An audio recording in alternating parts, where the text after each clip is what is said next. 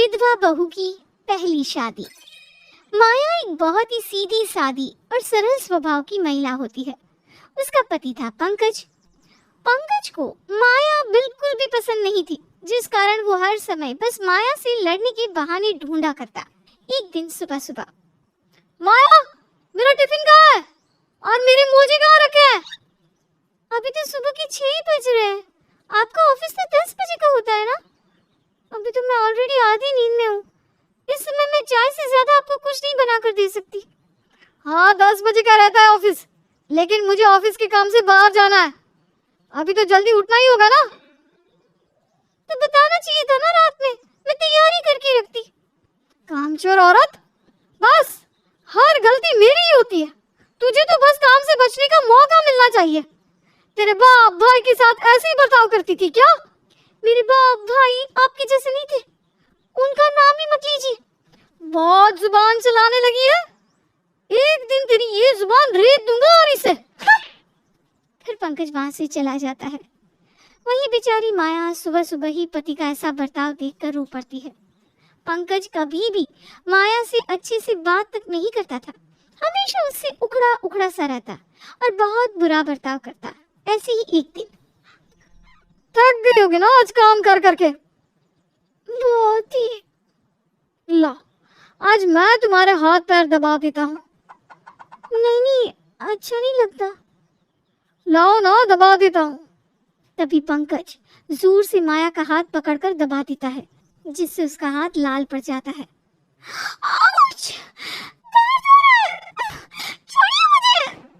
ऐसे ही एक दिन दोनों मूवी के लिए गए होते हैं। मूवी बहुत अच्छी थी ना? हाँ, मजा ही आ गया। चलो आइसक्रीम खाते हैं। फिर दोनों आइसक्रीम खाने जाते हैं। मुझे कौन नहीं पसंद, मुझे तो चोकोबार आइसक्रीम पसंद है जी। तभी पंकज माया के मुंह पर मारता है और पूरी आइसक्रीम उसकी फेस पर लग जाती है। खा लो। एक बार दोनों घूमने जाते हैं। बाइक की जगह कार से आए होते तो ठीक रहता। कितनी ठंड है यहाँ ना? है ना? ठीक है, अब तुम पैदल ही घर आना, वरना तुम्हारा जो दूसरा पति होगा ना, उसे बुला लेना। ठीक है, जा रहा हूं मैं। अरे पर पंकज उसे वहां अकेला छोड़कर चला जाता है। माया कमरे में बैठी अपनी इन्हीं ख्यालों में खोई थी कि तभी पंकज बाल्टी भरकर पानी उसके ऊपर डाल देता है। सुनाई देता भी है या कान से की बहरी हो गई हो?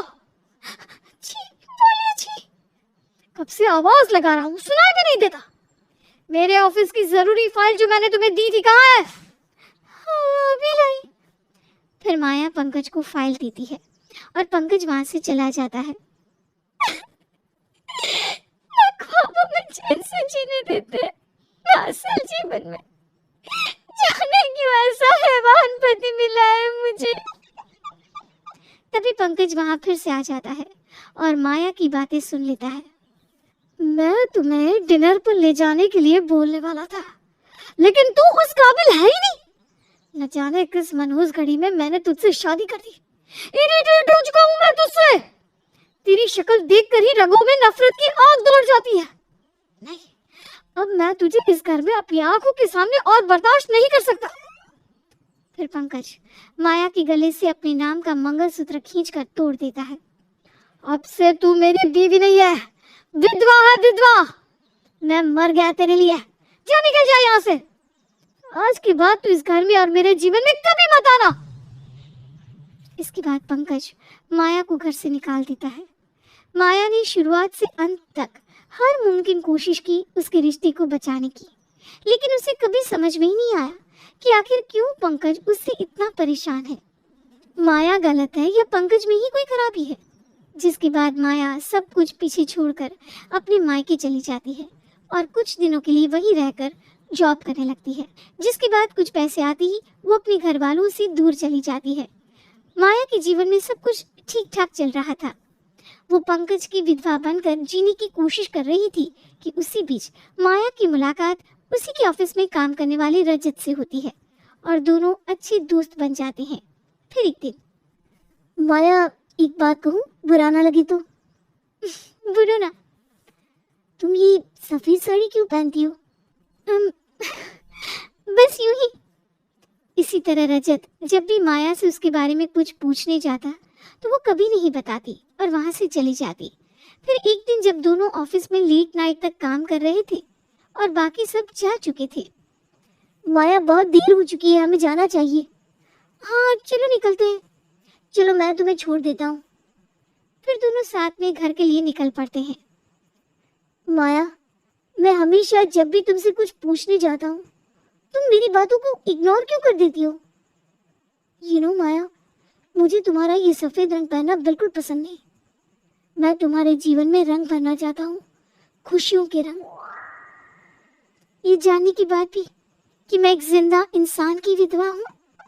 क्या मतलब? मतलब मेरे पति ने मेरे गले से अपने नाम का मंगलसूत्र तोड़कर मुझे खुद की विधवा बना दिया है, बिना मेरी गलती बताए। जिसके बाद माया रजत को सब कुछ बताती है। जो भी हो, मैं तुम्हें अपनी बीवी बनाना चाहता हूँ। मैं चाहता हूँ कि तुम्हें वो सारी खुशियाँ मिले जो तुम डिजर्व करती हो। बस मुझे इसमें तुम्हारा साथ चाहिए। जिसके बाद माया रजत की बात मानकर उसका प्रपोजल एक्सेप्ट कर लेती है और दोनों शादी कर लेते हैं। अब रजत की शादी माया से हो जाती है, लेकिन रजत के परिवार वाले माया को एक्सेप्ट नहीं कर पाते और उससे बहुत बुरा बर्ताव करते हैं। यहाँ तक कि आस पड़ोस वाले भी माया को ताना मारते। माँ जी, चलिए खाना तैयार है, आप गर्मा गर्म खाना खा लीजिए। जहर दे दे बहू थोड़ा सा। तुझे तो बहू बोलने में भी शर्म आती है। जो औरत पति के जीते जी विधवा होकर दूसरी शादी कर सकती है, वो क्या नहीं कर सकती भला? सही कह रही हूँ माँ। भाभी ने भाई को न जाने कौन सी गुट्टी पिलाई है। भाई तो बस भाभी के ही गुण गाता है। वही एक दिन जब माया बाहर सब्जी लेने जाती है, देखो तो जिंदा पति की विधवा है ये। अरे ऐसी औरतें ही तो घर वालों का नाम खराब करती है। पति के जीते जी पहले विधवा बनकर घूमती थी, अब शांता जी के बेटे को फंसाकर उससे शादी कर ली। बड़ी नागिन होती है ऐसी औरतें, इनसे दूर रहने में ही भलाई है। फिर एक दिन, भाभी मेरी बहू की गोद भराई है, जरूर आना। लेकिन हाँ, अपनी वो कुलक्षणी बहू को लेकर मत आना, सब कुछ अशुभ हो जाएगा। वरना आपकी बहू तो है ही पनवती, पति के जीते जी उसकी विधवा बन गई, अब हमारे लल्ला को फंसा लिया।